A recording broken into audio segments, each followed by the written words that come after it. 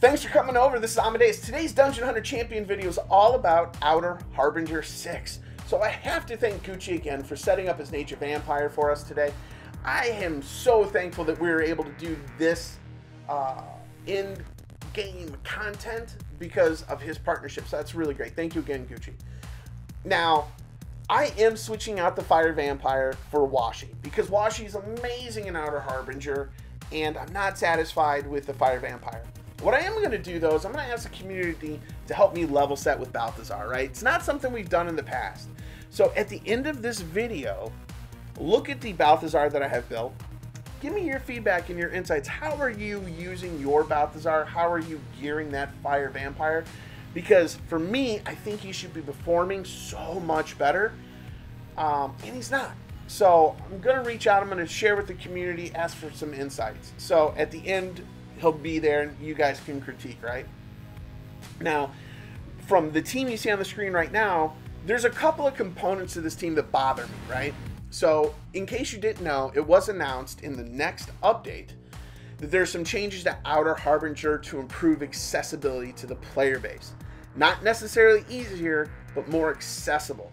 So I'm hoping it allows for greater diversity of champions to be used, specifically some free-to-play champions, because this would really open up the gear sets that are trapped behind the Outer Harbinger to more testing, optimizing, and influence in the meta, right? And I always thought it was weird, right, that they put all this effort into building and testing and balancing these gear sets and then put it behind a giant paywall.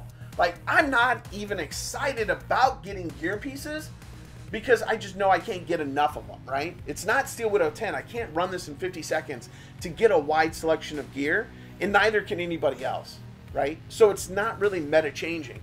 However, in the next update, if they make this more accessible, it could definitely change the entire meta as far as this goes. Because doesn't it strike anybody else as weird that it's just stuck behind a giant paywall? And not even like a real paywall, like a specific champion paywall. I don't know. Like, I understand, like, pay to win and pay to play and free to play from, like, the different categories of player base that you have.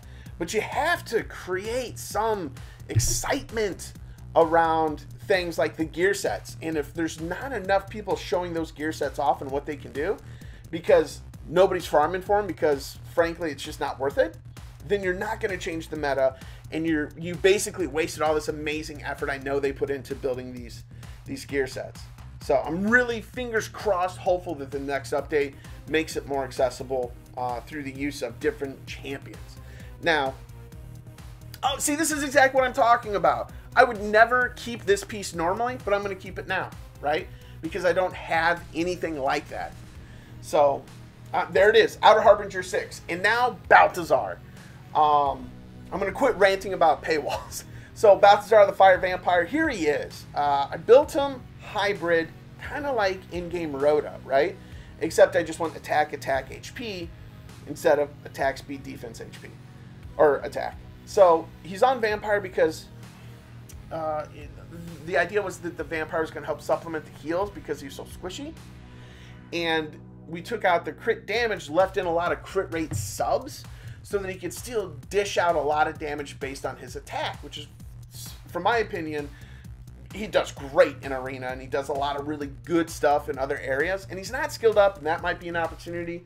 But like I said, in the comments below, critique and let me know what you think, because as always, this is a conversation, and I appreciate you watching the videos.